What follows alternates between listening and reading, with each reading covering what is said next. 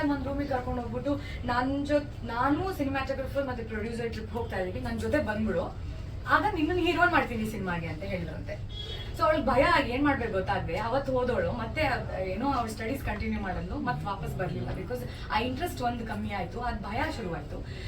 ಏನ್ ಮಾಡ್ಬೇಕು, ಯಾರ ಹತ್ರ ಹೇಳ್ಕೋಬೇಕು ಅಂತ ಮೋಸ್ಟ್ಲಿ ಗೊತ್ತಾಗಿರಲ್ಲ ಹೆಣ್ಮಗುಗೆ. ಇಲ್ಲ ಧೈರ್ಯವಾಗಿ ಮಾತಾಡಕ್ ಗೊತ್ತಿಲ್ಲದೆ ಇರ್ಬೋದು, ಇಲ್ಲ ಮಾತಾಡಿದ್ರೆ ಏನಾಗುತ್ತೋ ಅನ್ನೋ ಒಂದು ಭಯ ಇರ್ಬೋದು. ಸೊ ಏನೇ ಕಾರಣ ಇರ್ಬೋದು, ಅವ್ರಿಗೆ ಲಾಸ್ ಆಗಿದೆ ಏನಂದ್ರೆ ಅವಳು ಅಷ್ಟು ವರ್ಷಗಳ ಕಾಲ ಅವಳ ಕನಸು ನನ್ಸ್ ಮಾಡ್ಕೊಳಕ್ಕೆ ಟ್ರೈ ಮಾಡ್ಲಿಲ್ಲ ಅನ್ನೋದು. ಸೊ ಇದನ್ನ ಕೇಳಿದಾಗ ಯಾರಿಗಾದ್ರೂ ಏನ್ ಅನ್ಸುತ್ತೆ, ಸೊ ಇದಕ್ಕೆ ಯಾರಾದ್ರೂ ಸಪೋರ್ಟ್ ಇದ್ದಿದ್ರೆ ಚೆನ್ನಾಗಿರೋದು ಅನ್ಸುತ್ತೆ, ಇಲ್ಲ ಅವಳಿಗೆ ವಾಯ್ಸ್ ಇದ್ದಿದ್ರೆ ಚೆನ್ನಾಗಿರೋದು ಅಂತ ಅನ್ಸುತ್ತೆ ಅಲ್ವಾ. ಸೊ ಆ ಒಂದು ವಾಯ್ಸ್ ಬೇಕು, ಅದು ಇರ್ರೆಸ್ಪೆಕ್ಟಿವ್ ಆಫ್ ಎನಿ ಪ್ರೊಫೆಷನ್. ಇದು ನಿಮ್ಮ ಪ್ರೊಫೆಷನ್ ಆಗಿದ್ರು, ಆಫೀಸಲ್ಲಿ ಆಗಿದ್ರು ನಿಮಗೆ ಅಂತ ಒಂದು ಹೆಚ್ ಆರ್ ಇರ್ತಾರಲ್ಲ, ಏನೇ ಒಂದು ಹುಡುಗಂಗಾಗ್ಲಿ ಹುಡುಗಿಗಾಗ್ಲಿ ಯಾವುದೇ ತರಹದ ಇನ್ಇಕ್ವಾಲಿಟಿ ನಿಮ್ಮ ಪ್ರೊಫೆಷನ್ ಆದ್ರೆ, ಇಲ್ಲ ನಿಮ್ಗೆ ಏನಾದ್ರು ಒಂದು ದೌರ್ಜನ್ಯ ಆಗ್ತಾ ಇದ್ರೆ, ಇಲ್ಲ ನಿಮ್ಮ ಹೈಯರ್ ಅಥಾರಿಟೀಸ್ ನಿಮ್ಗೆ ಏನಾದ್ರು ಟ್ರಬಲ್ ಮಾಡ್ತಾ ಇದ್ರೆ, ಅದನ್ನ ಹೇಳ್ಕೊಳಕ್ಕೆ ತೋಡ್ಕೊಳಕ್ಕೆ ಒಬ್ರು ವ್ಯಕ್ತಿನ ಅವರೇ ಪ್ರೊಫೆಷನಲ್ ಆಗಿ ಸಂಬಳ ಇಡ್ತಾರೆ.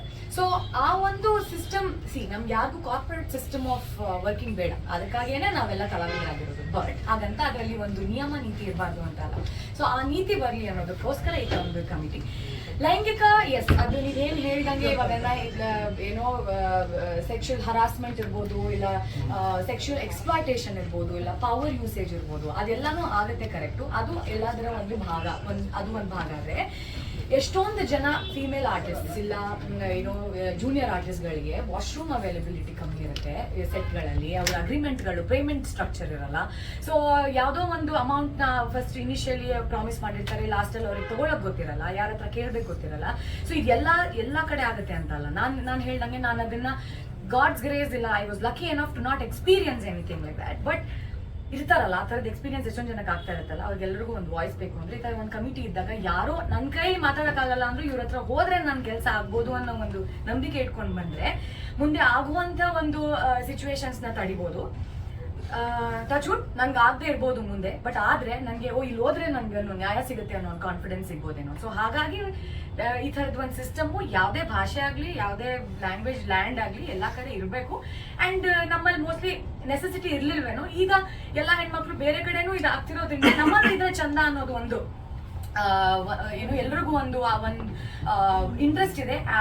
ಆ ಒಂದು ನಿಟ್ಟಿನಲ್ಲಿ ನಾವು ನಡೆದ್ರೆ ಮುಂದಿನ ಪೀಳಿಗೆಯಲ್ಲಿ ಯಾರಾದ್ರೂ ಬರೋ ಆರ್ಟಿಸ್ಟ್ಗಳಿಗೆ ಹೆಲ್ಪ್ ಆಗ್ಬೋದು ಅನ್ನೋ ಒಂದು ಏನೋ ಐ ಥಿಂಕ್ ಆ ಒಂದು ಗುಡ್ ವಿಲ್ ಇದೆ. ಸೊ ಅದು ಆಗ್ಲಿ, ಅದಕ್ಕೆ ಏನಾದ್ರೂ ನಡೆದ್ರು I think I will have my support for it. ಇಂಡಸ್ಟ್ರಿಯಲ್ಲಿ ದೌರ್ಜನ್ಯನೇ ಇಲ್ಲ ಅನ್ನುವಂತ ವಿಚಾರಗಳನ್ನು ಕೂಡ ಒಂದಷ್ಟು ಜನ ಮಾತಾಡ್ತಿದ್ದಾರೆ ನಮ್ಮ ಚಿತ್ರರಂಗದಲ್ಲಿ, ಎಸ್ಪೆಷಲಿ ಕನ್ನಡ. ಹೌದಾ?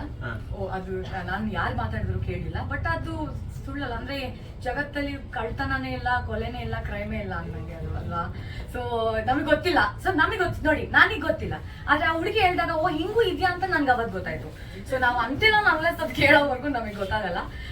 ಬಟ್ ಮೋಸ್ಟ್ಲಿ ಯಾರು ಮಾತಾಡಿದವರು ಪಾಪ ಅವ್ರ ಪರ್ಸ್ಪೆಕ್ಟಿವ್ ಅಲ್ಲಿ ಅವ್ರು ನೋಡದೇ ಇರ್ಬೋದು, ಬಟ್ ಆ ಥರದ್ದು ಇರುತ್ತೆ. Is what my opinion is. Thank you.